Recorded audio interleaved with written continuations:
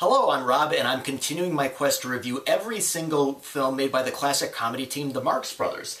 They were a team of brothers that appeared on stage in the 1910s and 20s and made quite a number of pictures, beginning in 1929 with The Coconuts and completing their series in 1949 with Love Happy.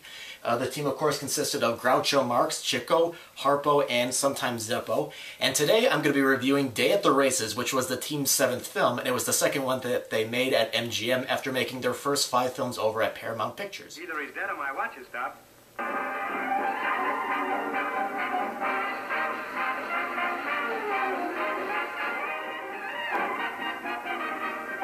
Groucho Marx is Dr. Hackenbush, who is called to a sanitarium that is falling on hard times, and Maureen O'Sullivan plays Judy, the owner, and she assigns Dr. Hackenbush the care of the most important patient there, Mrs. Upjohn, played by Groucho's usual love interest, Margaret Dumont. But there's just one problem. Dr. Hackenbush is actually a veterinarian. But meanwhile, Judy's boyfriend, played by Allan Jones, bought a horse and hopes that he will win a big race and they'll be able to make money to save the sanitarium. Chico Marx plays one of the employees at the sanitarium, and Harpo plays one of the horse jockeys. Now, Day at the Races features the same formula used on the previous film, A Night at the Opera. The brothers are sympathetic characters who are trying to help the leading lady, in this case Maureen O'Sullivan, and they go up against a few villains, which include a casino owner that wants the sanitarium to fail so that he can buy it, and as well as a hospital staff member. All the pranks and jabs are aimed especially at them, and as I mentioned, Allan Jones, who appeared in Night at the Opera, is back in this film as the love interest. Now, for me, it's been kind of interesting watching these movies almost back-to-back because while Day at the Races features some of the brothers' funniest comedy pieces and uses the same formula, I felt like it did not always turn out quite as well as it did the first time, and I felt that this film was a little bit more padded. But let's start with the positives. The brothers' materials is, for me, one of the big reasons to see this film, and I feel they deliver. Once again, the team took their comedy material on a stage tour before filming, and they got to polish it and work on the timing by the time it was ready to film. There's a hilarious bit where Chico and Harpo are trying to save Groucho from a frame-up by one of the film's villains, and another one is when Groucho is forced to perform an examination on Mrs. Upjohn in front of a real doctor. With Whitmore, she's trying to frame you. I wouldn't mind framing her. A prettier picture I've never seen. Thank you. Thank you. Hey, Doc! Doc, I'm telling you in secret, she's out to get you. Why, I've never been so insulted in my life. Well, it's early yet. As I mentioned, it's kind of interesting seeing these movies almost back-to-back because I've noticed some things that I probably would not have noticed if I was watching these movies maybe months or even years apart from one another. At the beginning of this movie, what I noticed was, to me, Groucho felt like he wasn't quite into what he was doing. I felt like the energy that he had in the previous film, Night at the Opera, was gone. Watching these early scenes in Day at the Races after seeing Night at the Opera, I could kind of see a difference.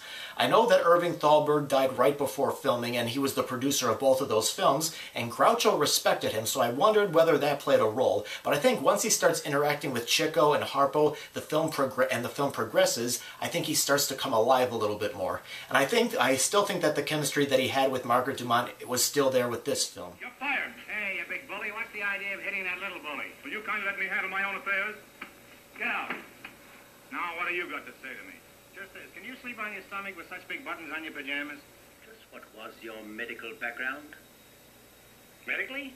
Yes. Well, at the age of 15, I got a job in a drugstore filling prescriptions. Don't you have to be 21 to fill prescriptions? Well, that's for grown-ups. I just fill them for children. The doctor seems reluctant to discuss his medical experiences. Well, medically, my experiences have been most unexciting, except during the flu epidemic. Ah, and what happened? I got the flu. I also liked Maureen O'Sullivan as the somewhat fragile romantic lead, although I felt like she had less to do in this film. And Allan Jones plays the male lead, and he sings less songs here, which may be good for people who like to fast forward through his songs in these two films just to get to the brothers, but I felt like the musical material here, on the other hand, I didn't really think was quite as memorable as Night at the Opera's. And now let's move on to the cons that I had with Day at the Races. For me, some of them included the movie's pacing and the length. I found this film to be a little bit slow, and I felt like it could have gone through another round of cuts, especially since the previous brothers' films, including Night at the Opera, as well as the Paramount films, move at a quick pace so that the gags really creep in. And there's really nothing wrong with the comedy sequences themselves, but there are some things that I felt stopped the film from advancing. Like there's a water ballet, which I admit does look glamorous, but I felt like it it seemed to go on, and as I mentioned, there's hardly any musical numbers that were really good except for Chico and Harpo solos, and of course there's a jazz number later in the film that I thought was pretty lively. Day at the Races may not be as polished or well-paced as well as Night at the Opera, but the brothers, for the most part, deliver on the last, which I think is very what Marx Brothers fans, expect from these films. And when I was watching this movie, my younger sister, who really doesn't watch black and white movies, walked in and ended up laughing along with the routines in here.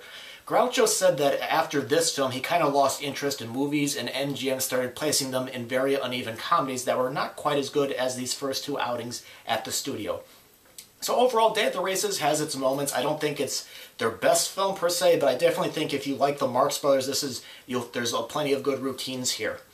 Alright, so that's my review of Day at the Races. I hope to continue my quest. The next movie that they did is Room Service.